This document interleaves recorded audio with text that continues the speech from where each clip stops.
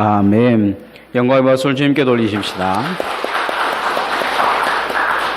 오늘 설교 제목을 완전한 믿음의 사람으로 이렇게 정해봤습니다. 그리스도인들은 예수 믿고 나서 거듭나서 180도 완전히 바뀌는 게 아니고 조금씩 예수의 사람으로 바뀌어져 갑니다. 이것을 신학적으로 성화되어져 간다 이렇게 말씀하고 있습니다. 우리가 점점 어린아이가 자라가면서 어른이 되어가는 것처럼 그리스도인들은 예수의 사람으로 바뀌어져 가고 있습니다. 그래서 이 성화된 삶을 어떻게 우리가 바꿔가느냐, 예수 그리스도는 완전한 예수 그리스도의 사람으로 바뀌어지기를 원하고 있습니다. 완전한 믿음의 사람으로 서기를 원하고 있는 것이죠. 이 믿음의 조상인 아브라함에도 하나님께서는 완전하라 이렇게 요구하고 계셨습니다. 우리 한번 따라해 보십시다. 완전한 믿음의 사람으로 서십시다. 하나님께서 세상을 땅과 하늘을 창조하실 때 이 땅과 하늘을 처음의 모습은 묵은 땅 같았습니다. 성경은 어떻게 표현하고 있냐면 땅은 공허하고 혼돈하며 흑암이 깊음 위에 있었다 이렇게 표현하고 있습니다. 그런데 하나님께서 그 땅을 이제 가꾸기 시작하십니다. 술을 놓는 여인처럼 이 땅에 술을 놓는데 이 빛을 만드셔서 낮과 밤을 만드시고 하늘과 땅을 구분하시고 또 땅에서는 땅과 바다를 구분하시고 그리고 해와 달과 별을 통해서 하늘에 술을 놓습니다. 그리고 땅에는 이제 이 꽃들이 나게 하고 바다에는 물고기를 나게 하고 하늘 공중에는 새가 날게 하고 가장 좋은 나무들과 꽃들로 이렇게 세상을 장식해 놓습니다. 그리고 가장 중요한 존재인 인간을 하나님의 형상을 따라 만들어 놓으신 것을 볼 수가 있습니다. 그리고 하나님이 이 모든 걸 만드시면서 말씀하신 거 보면 보시기에 좋았더라. 이 좋았더라는 이야기를 계속 하십니다. 인간을 만들어 놓고는 심히 좋았더라 이런 말씀을 하십니다. 그런데 이 하나님의 아름다운 창조를 깨트려버린 존재가 있습니다. 그건 누구냐? 사단입니다. 그리고 하나님의 형상으로 만들 때 인간이 깨트려버립니다. 그리고는 다시 망쳐버리고 묵은 땅처럼 만들어버려요. 처음에 만들었던 땅보다도 더 어렵게 만들어 놓습니다. 공허하고 혼돈이 흑암이 있는 그 백지 상태면 뭔가 다시 시작할 수 있는데 아주 더러운 땅으로 죄를 덮어버린 땅으로 만들어버립니다. 이 묵은 땅에는 인간의 죄와 저주와 죽음이 깔리게 됩니다. 가는 곳곳마다 인간은 오염시키고 죄를 낳게 되고 서로 죽이고 그런 삶을 살게 되는 것을 볼 수가 있습니다. 그래서 아담과 하와가 낳은 첫 번째 아들은 인간을 서로 형제를 죽이는 살인자가 되어지는 모습으로 성경은 그려지고 있습니다. 이런 인간의 삶에 하나님은 다시 한번 기회를 주십니다. 어떤 기회를 주시냐? 은혜 받을 기회를 주신 것을 볼 수가 있습니다. 하나님이 세상을 이처럼 사랑하사 요한복음 3장 16절은 이렇게 말씀합니다. 그리고 독생자 예수 그리스도를 보내셔서 그의 십자가를 공로를 믿는 자, 그를 의지하는 자는 누구든지 다시 한번 예수 그리스도 안에서 다시 태어날 수 있는 기회를 주신 것입니다. 옥토로 바꿔주신다는 거죠. 길가 같은 인생, 돌짝밭 같은 인생, 가시밭 같은 인생을 바꿀 수 있는 기회를 주신 것입니다. 묵은 땅을 생명의 땅으로 바꿀 수 있는 기회를 주신 것입니다. 완전하지 못하는 자, 이 사람을 다시 완전한 길로 나아갈 수 있도록 도와주신 것입니다. 하나님의 창조 온영의 모습으로 회복하기를 원하시면서 회복의 기회를 주신 것입니다. 그래서 우리가 오늘 이 자리에 있는 것입니다. 오늘 우리가 이 자리에 있는 것은 하나님이 우리에게 다시 기회를 주셨기 때문입니다. 어떤 기회냐? 죄에서 벗어나고 죽음에서 벗어나고 영생할 수 있는 기회를 주셨던 것입니다. 그래서 우리는 날마다 변해 가야 될 성도입니다. 여러분 날마다 주님 앞에 더 변해 가시기를 소원합니다. 오늘 사람이 처음에 태어나면 어떻게 태어나면 아이로 태어납니다. 우리는 다 이제 자라나가지고 아이가 아니라고 생각하죠.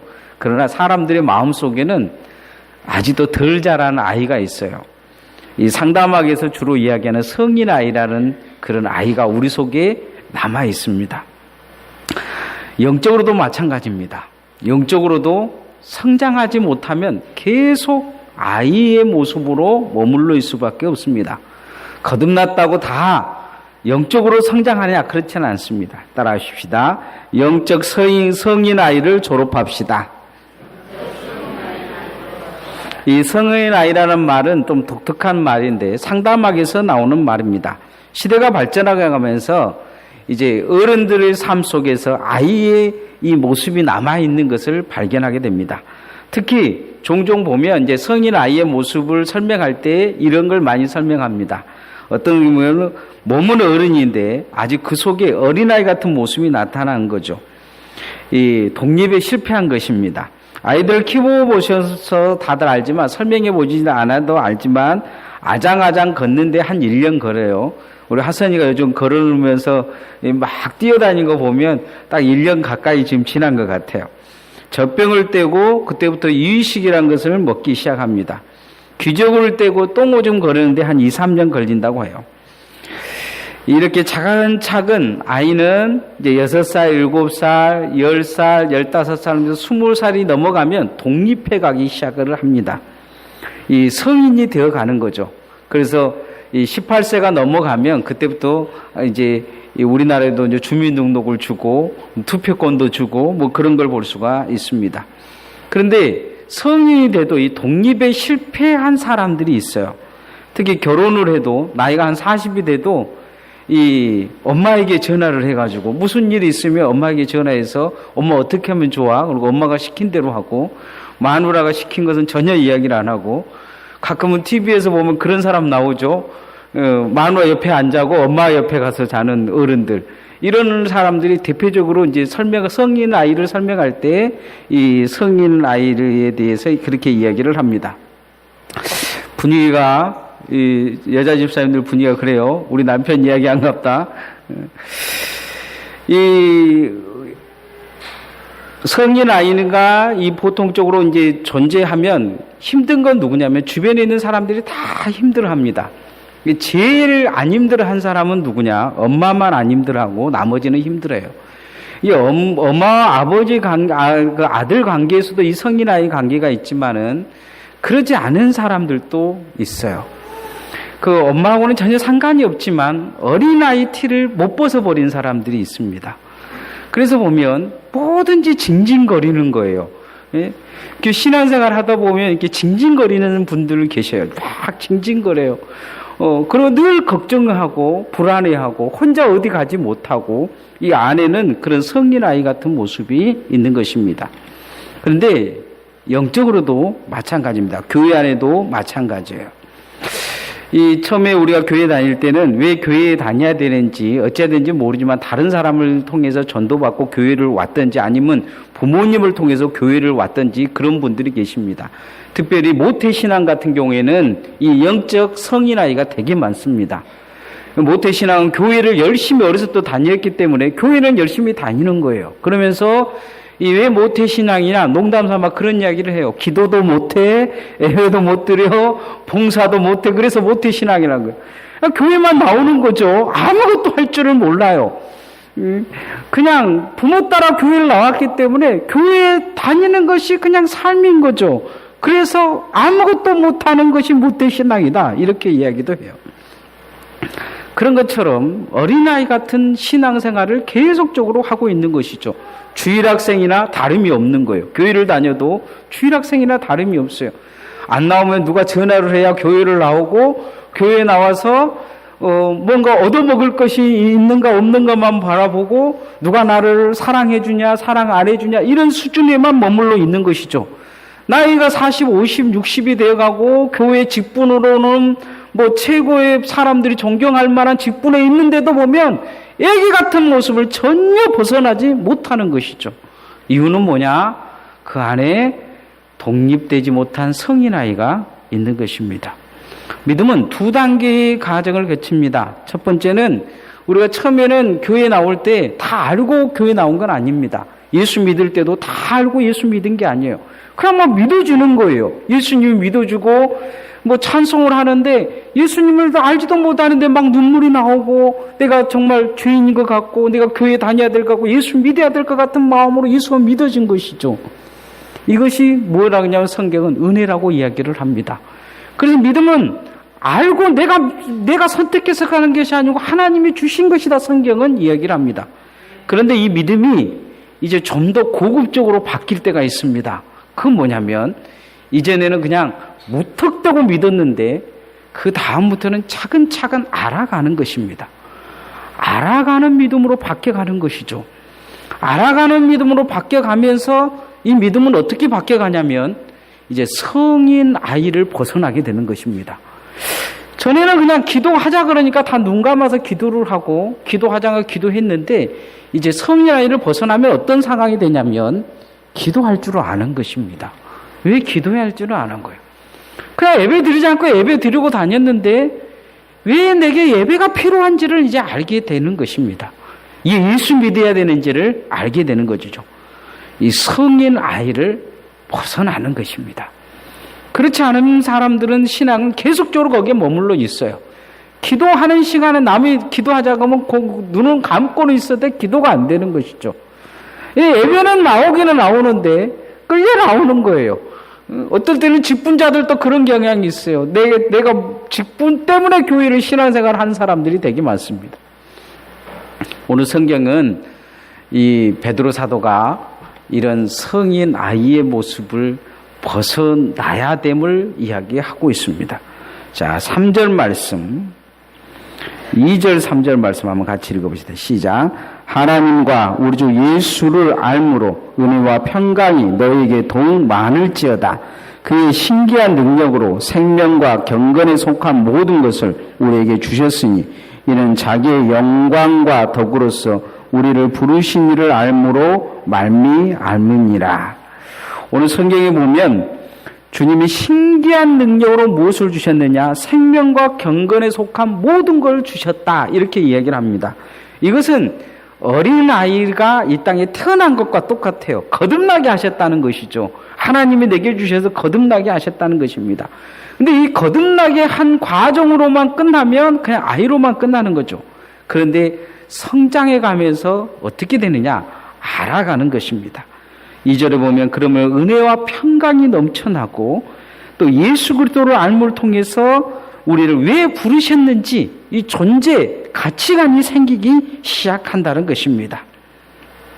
생명에 관한 것은 뭐냐? 복음에 관한 것입니다.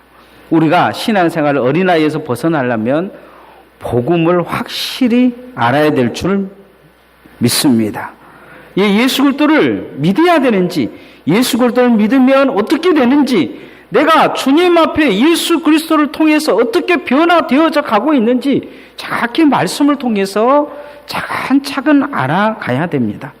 이게 바로 생명에 관한 것입니다. 두 번째 경건에 관한 것은 뭐냐? 경건에 관한 것은 말씀과 기도와 예배에 관한 것입니다. 이 말씀과 경건과 기도와 예배에 관한 것에 대해서 우리가 익숙하지 않으면 계속적으로 어린아이 같은 삶을 살게 됩니다. 이 독립할 수 있어야 됩니다. 기도하는 성도가 되어지시기를 소원합니다. 예배하는 성도가 되어지시기를 소원합니다. 말씀에 붙들린 성도가 되어지시기를 소원합니다. 신앙생활은 오래 한 것 같은데 이 어린아이 모습을 벗어나지 못하는 사람들이 되게 많습니다. 왜냐하면 그냥 끌려다니는 것이죠. 따라다니는 것입니다. 주일 학생들을 보면 관리 안 해주면 어쩝니까? 그냥 금방 떨어져 버려요. 요즘 목요일마다 팝콘을 계속 튀겨주면서 애들한테 물어봐요. 교회 다니냐? 그러면 교회를 예전에 다녔다고요. 어디 다녔냐? 그러면 우리 교회 다녔다고 다들 그럽니다. 왜 안 다니냐? 그러면 또 안 다닌 이유가 있는 것 같아요. 관리가 안 되는 거죠, 관리가. 그 선생님이 바뀐다든지 아니면 뭐 친구가 바뀌었다든지 하면 이 관리가 안 되니까 애들이 다 떨어지는 것입니다. 그러니까 아이의 모습인 거죠. 아이의 모습. 우리가 이 성인 아이 같은 영적인 모습에서 완전히 벗어나야 됩니다.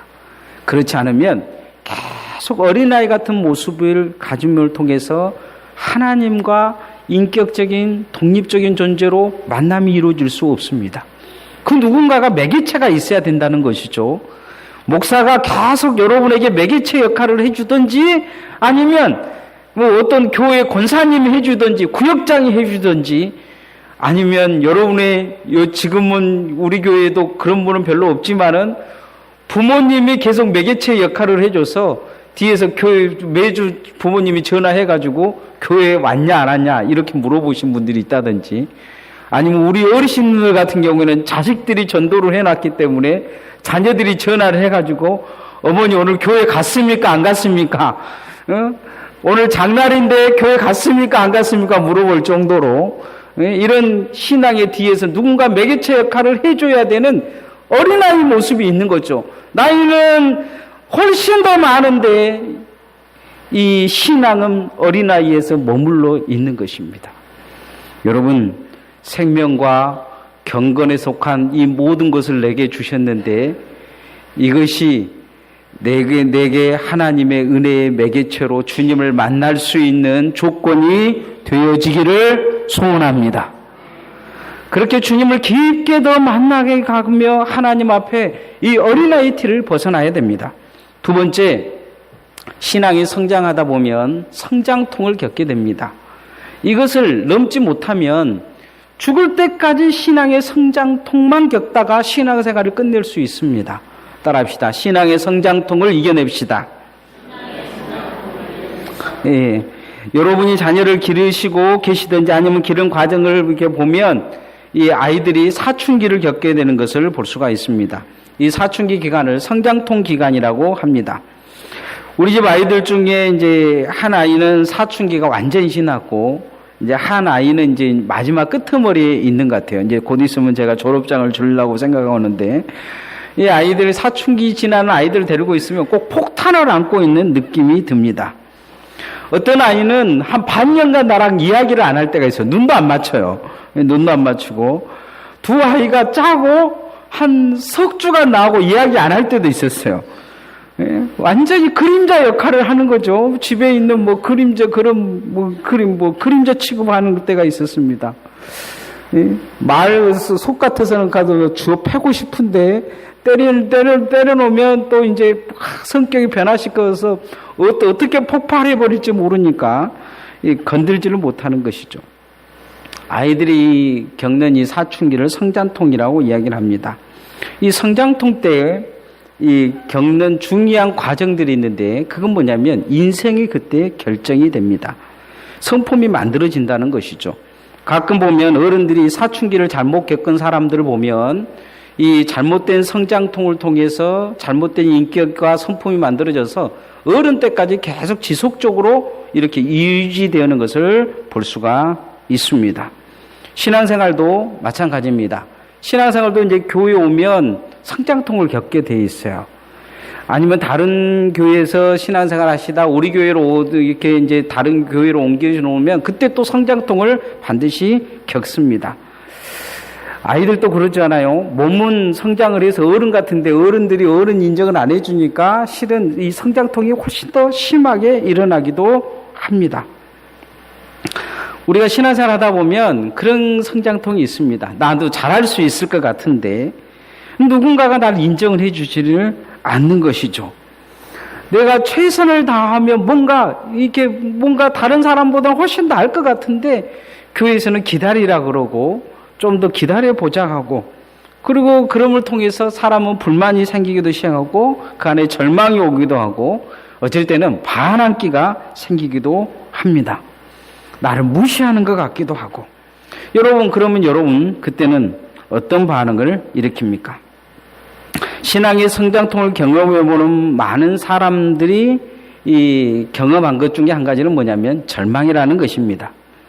그런데 이 성장통은 반드시 오게 되어 있습니다. 어떤 단체이든지 어떤 조직 안에 들어가면 다 성장통을 겪게 되어 있어요. 성장하는 과정에 반드시 이런 이 갈등이 일어나고 그가 하는 고통과 어려움이 다가옵니다. 그런데 이 성장통을 졸업하지 못하고 자꾸 회피해버리면 어떤 현상이 되냐? 평생 성장통만 겪다가 신앙생활을 끝내버릴 가능성이 있습니다. 이 베드로 사도는 이 성장통을 겪고 있는 이 신앙의 과정 속에 있는 성도들에게 뭐라고 이야기하고 있냐면, 그 성장통에 겪는 그것에 집중하기보다 내적인 성품을 잘 다스리라고 요구하고 있습니다.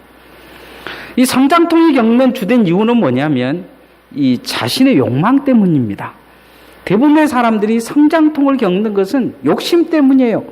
뭔가 크고자 하는 욕망, 사람들 앞에 들어가고자 하는 욕망, 이 욕망이 자기 자신을 이기지 못하는 것입니다.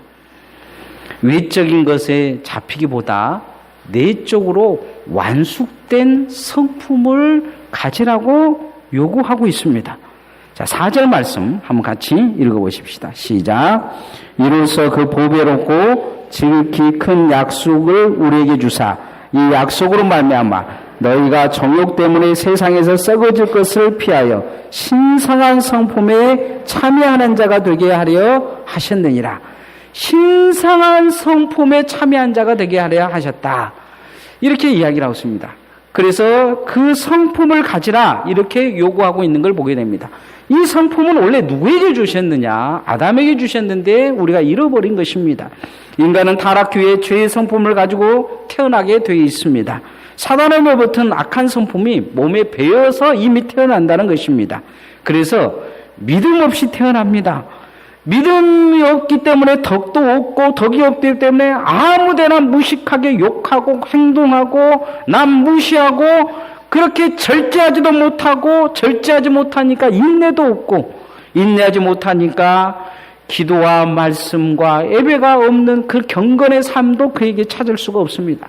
경건이 없으니까 남 욕하고 헐뜯고 형제를 사랑하기보다는 더 미워하고 증오하고 결국 사랑에 이르기보다는 미움의 사람으로 스스로가 결정되어 버린 경향이 더 있다는 것입니다. 이런 결과가 나오는 것은 바로 하나님의 성품을 잃어버렸기 때문입니다. 그래서 베드로 사도는 거듭난 성도는 반드시 하나님의 성품을 회복해야 된다 이렇게 말씀하고 있습니다. 신앙의 성장통을 완전히 벗어나야 됩니다. 벗어나기 위해서 어떤 성품을 가져야 되느냐? 5절에서부터 이제 이 7절까지 말씀하고 있습니다. 한번 읽어보십시다. 시작. 그러므로 너희가 더욱 힘써 너희 믿음의 덕을, 덕의 지식을, 지식의 절제를, 절제의 인내를, 인내의 경건을, 경건의 형제 우애를, 형제 우애의 사랑을 더하라. 이 양파 껍질처럼 믿음이라는 것에 덕을 쌓고 덕이라는 것에 지식을, 지식의 절제를, 절제의 인내를, 인내의 형제 우애, 인내의 경건을, 경건의 형제 우애를, 형제 우애의 사랑을 이렇게 살아가는 거죠. 귀한 성품으로 거듭나라 이렇게 요구하고 있습니다. 성장통을 벗어나라는 거죠. 외적인 모습, 겉에 있는 외적인 정욕에 대한 것 통해서 성장통보다는 내 쪽에 깊숙이 하나님의 은혜를 쌓아가라고 요구하고 있습니다. 그러면 이것이 그의 삶의 존귀한 삶으로 그를 이끌어 갈 거라는 것입니다. 여러분, 그런 이 영적 성장통을 벗어나고 거룩한 성품을 입는 주의 종들 되어지기를 소원합니다. 우리가 뭐에 더 집중해야 되겠습니까? 우리가 무엇이 되는데 집중하기보다 내 안에 믿음을 그 다음에 덕을 쌓는데 덕과 또 많은 사람들에게 하나님의 말씀에 지식을 쌓고 지식의 절제와 절제 인내의 경건을 또 형제 우애를 사랑을 더 쌓아가는데 집중하는 성도들을 되어지기를 소원합니다. 마지막 우리가 한 가지 더 가져야 될 것 중에 한 가지는 뭐냐면 이제 영적 어른이 돼야 됩니다. 성인이 돼야 된다는 거죠. 장성한 분량까지 자라가야 됩니다. 따라합시다. 장성한 분량까지 자라갑시다. 어른이 가장 악하다고 생각하는 성경의 죄가 뭐냐? 게으른 것입니다. 게으른 것. 어른이라면 게을러서는 안 된다. 성경은 그렇게 이야기하고 있어요. 세상에도 그러잖아요. 애들은 게을러도 됩니다. 여러분, 한 살짜리 애기 자고 있다고 때리면서 이 게으른 놈 일어나 이렇게 이야기합니까? 그렇지 않아요. 6살짜리가 잔다고 해서 게으르다고 합니까? 그렇지 않습니다. 여러분, 고3 아이가 일하지 않는다고 게으르다고 하지는 않습니다. 대학생들이 게으르다고 이야기하지 않아요. 그런데 학교를 딱 졸업한 그 순간부터 그 아이에게는 책임과 의무가 주어지는 그 순간부터는 게으르다는 낱말이 부어지는 것을 볼 수가 있습니다. 게을러서는 안 된다. 오늘 성경은 말합니다.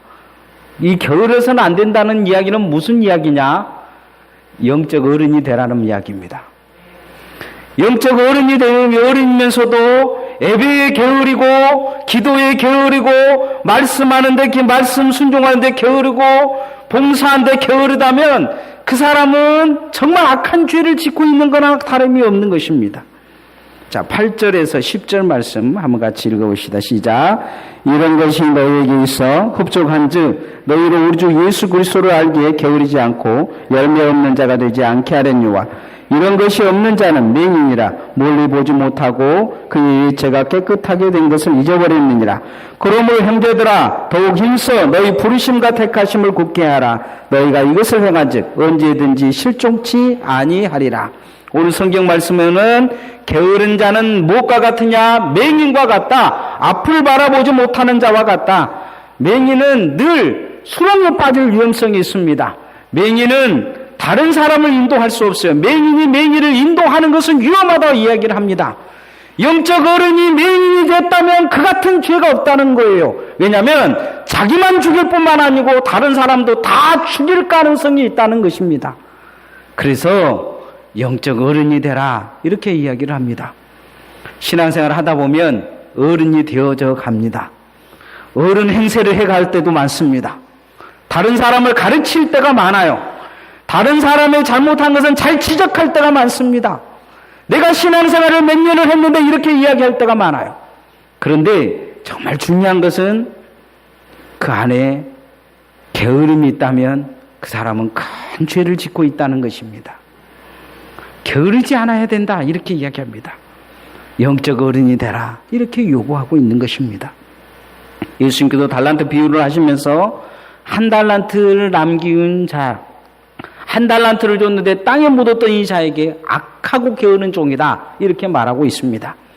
2달란트를 남겨서 2달란트를 가지고 4달란트를 만들고 5달란트를 가지고 10달란트를 맡는 이 사람들에게 착하고 충성된 종이다 이렇게 말하고 있습니다.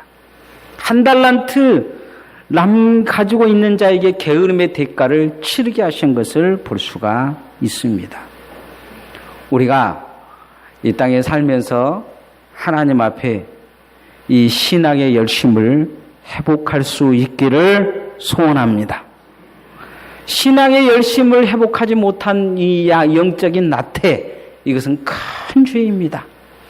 베드로 사도는 이것을 졸업하라 이야기를 합니다.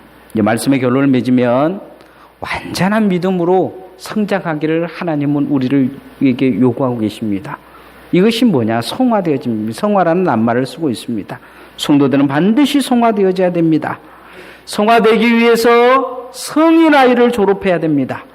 내 안에 어린아이 같은 모습이 나타나지 않아야 됩니다. 졸업해야 돼요. 이것을 계속 가지고 있다면 평생 남에게 끌려다니면서 하나님과 나의 관계가 바로 세워질 수 없습니다. 신앙의 성장통을 잘 이겨내시고 내적으로 귀한 성품을 다듬어 가셔야 됩니다. 지금이 내가 성장할 때가 아닌 성품을 다듬어 가야 될 때임을 하나님이 말씀하신다면 성품을 더 귀하게 다듬어 가시기를 소원합니다. 그리고 영적 어른이 되어 가셔야 됩니다. 성품이 다듬어지고 영적 어른이 되어져야 됩니다. 하나님은 또한 우리에게 영적 어른으로 부르고 계십니다. 게으르지 말라는 거죠. 게을러서는 어른이 될 수 없다 이렇게 이야기를 합니다. 하나님 앞에 그렇게 완전한 성화의 모습으로 성장하는 주의 종들 되어지기를 소원합니다. 찬양하겠습니다.